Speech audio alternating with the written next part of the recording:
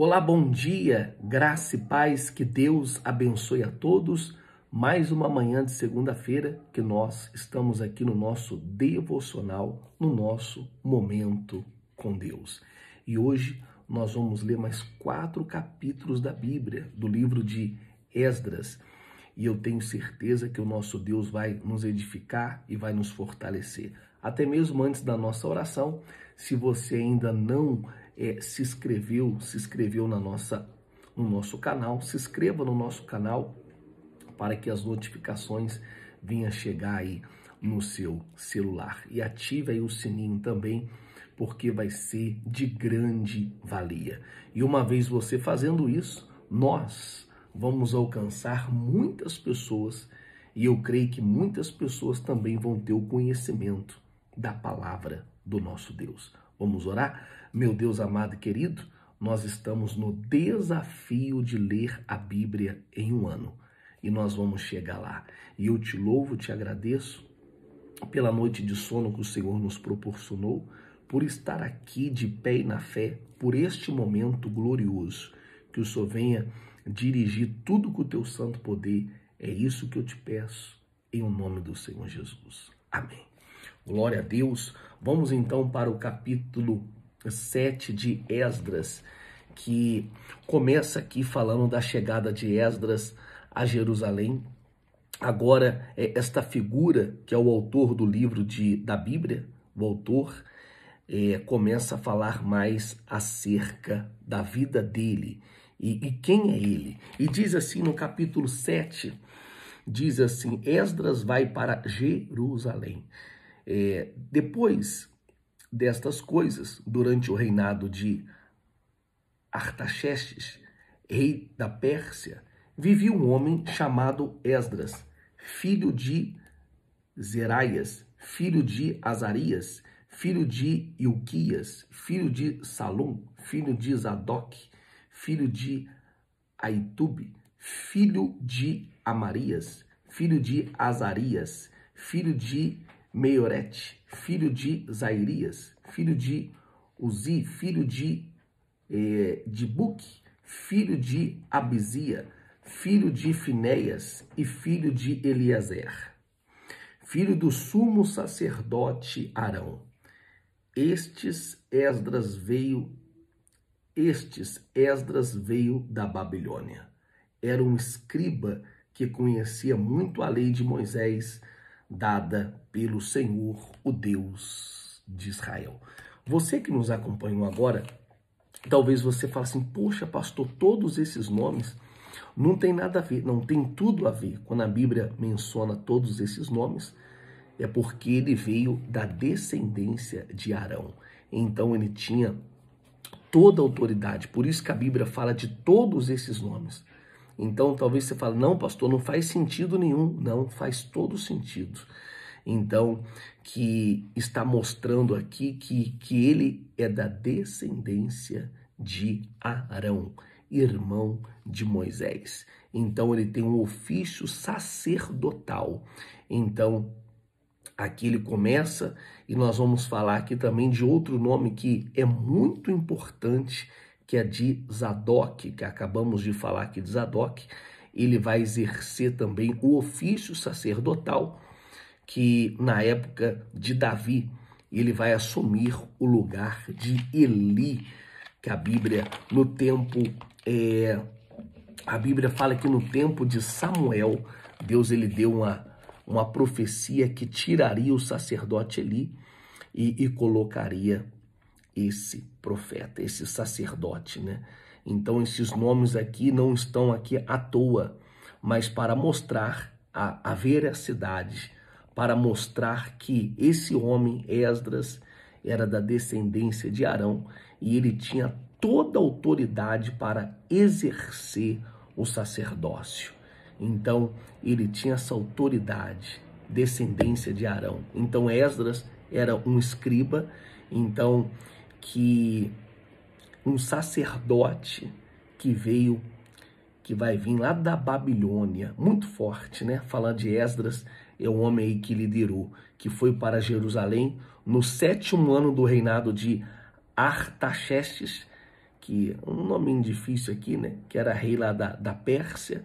Então ele vai levar um grupo de israelitas, incluindo sacerdotes, incluindo levitas. Do versículo 1 ao versículo 10, então ele chega com esses líderes.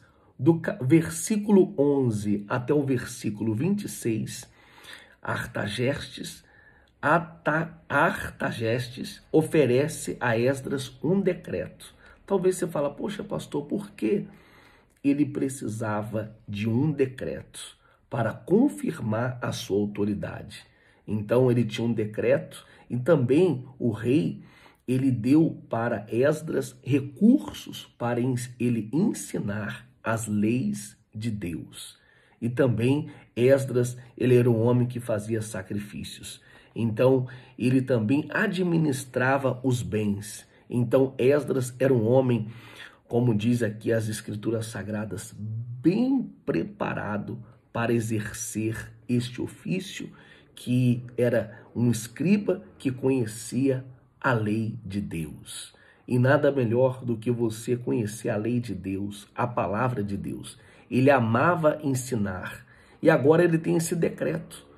Então, ele tem esse decreto por quê, pastor? Porque as pessoas não queriam a reconstrução do templo e nem muito menos que ele ensinasse a palavra de Deus, as leis de Deus para as pessoas. Então, a oposição, o levante é muito grande, mas aqui ele tinha esse decreto e ele mostrava para as pessoas esse decreto. Então, ainda chegou recursos do rei da Pérsia para a reconstrução do templo e para que ele também pudesse ensinar em Judá e em Jerusalém as leis do nosso Deus. Esses são os nossos inimigos, né? Que não querem que a gente venha reconstruir, que não quer que a gente venha ensinar a palavra de Deus. Os nossos inimigos, que são muitos. Por isso que hoje o decreto, nosso decreto é o Espírito Santo, que nos dá autoridade, que nos dá força, para que nós venhamos também continuar ensinando e levando a palavra de Deus, que nos dá esse respaldo para levar a palavra do nosso Deus. É Ele que tem nos dado força e autoridade sobre o inimigo, sobre o inferno. E vamos continuar nessa fé. E até aqui o Senhor nos ajudou e eu creio que a mão dele está com a gente e vai continuar nos ajudando. Mas vamos para o versículo 27 do capítulo 7. Ele lidera a jornada para Jerusalém com jejum e orações. Então, ele está buscando aqui a dependência de Deus e buscando aqui a proteção de Deus. No versículo 28, ele reconhece que a mão de Deus, a dependência de Deus, ele poderia pedir um exército, ele poderia pedir proteção, mas ele busca em jejum e em oração que Deus viesse abençoar a jornada dele, a caminhada dele, que Deus viesse proteger ele. Então aqui ele mostra a sua dependência de Deus.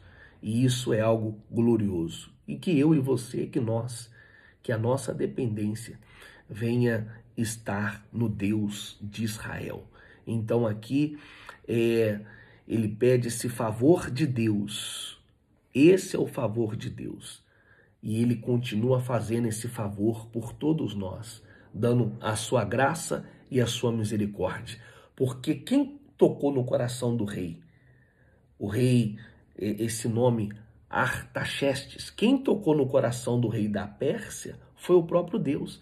E Deus continua fazendo isso hoje e vai continuar fazendo, porque esse é o nosso Deus, Deus de milagres e Deus de maravilhas. É Ele que move, é Ele que faz o sobrenatural, é Ele que faz o milagre. Nós não somos nada, mas Deus é tudo na nossa vida.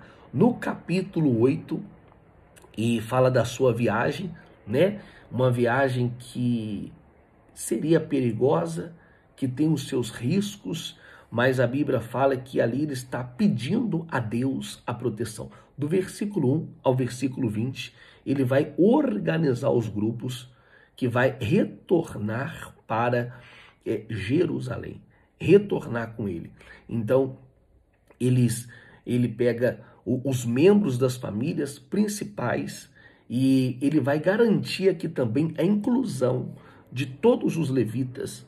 Os levitas são aqueles que vão auxiliar os sacerdotes, então são aqueles que vai auxiliar os sacerdotes e que também vai ajudar. Então ele precisa desses homens, sacerdotes, levitas, para ajudar na reconstrução do templo. E nós também precisamos hoje de voluntários, de obreiros, de levitas, para nos ajudar também no ganho de almas. Amém? No versículo 21 ao versículo 23, antes deles partirem para Jerusalém, Esdras, ele vai proclamar aqui um grande jejum. E é isso que Deus quer de todos nós. Quando Deus fala acerca do jejum, é dependência exclusiva de Deus, né? Então, mais uma vez, eu falo aqui, ele poderia pedir uma escolta, ele poderia pedir um exército militar para ajudar ele, mas aqui ele escolhe confiar em Deus. Deus meu, em que confio. Que nós venhamos confiar em Deus, que venhamos ser pessoas de oração, de jejum, porque o jejum, ele move também a mão de Deus, né? Então, quando Jesus, ele fala do jejum, é porque Jesus, ele tem o Senhor Jesus, ele tem expectativa que nós também hoje venhamos jejuar. Jejuar. Abra o seu jejum. A casta de demônios que só sai com jejum e oração. Aqui no capítulo 9, fala da oração de Esdras, do versículo 1 ao versículo 2. Aqui os israelitas era um grande problema aqui, que também hoje nós pastores no altar também nós orientamos isso. A palavra de Deus fala aqui no capítulo 9 que eles tinham casado com mulheres estrangeiras, que era proibido na lei de Deus, o julgo desigual, né? Nós sempre damos essa orientação. E isso gerou aqui um grande problema. E como Esdras, ele era um escriba que conhecia a lei de Deus, então ele vai aqui convocar todo o povo. Do versículo 3 ao versículo 15, então ele vê que o julgo é desigual. Então ele quer resolver essa palavra, resolver aquela situação. Então aqui Esdras, ele vai diante de Deus, ele vai confessar os pecados do povo. Esdras vai confessar os pecados do povo. Ele vai se humilhar na presença de Deus. E no capítulo 10, porque hoje nós vamos encerrar esse livro e amanhã nós vamos começar Neemias. Ele no capítulo 10, ele confessa os pecados, a realidade, né, do casamento misto. Ele convoca, ele faz uma assembleia. Então ele fala sobre esse assunto do versículo 1 ao versículo 17. Do versículo 18 até o 44, ele vai ter essa implementação dessa decisão complexa, então que vai exigir a formação de uma comissão para examinar caso por caso, porque aqui vai envolver várias situações, né? Vai envolver situações de esposas, de filhos, então está envolvendo aqui muitas situações. Ele vai ver aqui a realidade, coisas que não deveria ter acontecido, mas aconteceu. E aqui ele está buscando uma solução. A gente não resolve um problema com outro problema. A gente busca uma solução. E Esdras, ele buscou uma solução certa. Uma solução certa. Então, aqui Deus ele vai começar, o povo vai começar como foi pregado no domingo, né? Nós temos que tomar decisões. E o povo, ele tomou essa decisão, esse momento, e foi um momento glorioso. E aqui no capítulo 10, ele diz assim, ó, no capítulo 10, no versículo, deixa eu achar aqui, capítulo 10, olha que coisa gloriosa. Capítulo 10, que eles fala assim, os culpados de casamento misto. Aí ele vem aqui já é o Neemias, os culpados todos no versículo 44. Todos esses tinham se casado com mulheres estrangeiras e alguns deles tinham os filhos dessas mulheres. Então, aqui era um problema a ser resolvido. E o problema foi resolvido. E problemas é para ser solucionados. Problema é para ser resolvido. Amém? E amanhã nós vamos começar o livro de Neemias. Neemias fala da reconstrução dos muros e Esdras fala da reconstrução do templo. E eu tenho certeza que o nosso Deus está falando com todos vocês. Tá certo? Eu vou ficando por aqui com a minha participação, lembrando a todos que eu sou o pastor da INVE, da Igreja Nação dos Vencedores, e eu convido em caráter especial todos vocês a estar com a gente nesse próximo domingo, às 9 horas da manhã. Avenida Guapira, 815, aqui na INVE, na Igreja da Família. Domingo, às 9 horas da manhã. Um beijo no seu coração, um grande abraço e até o nosso próximo encontro. Até mais. Deus abençoe.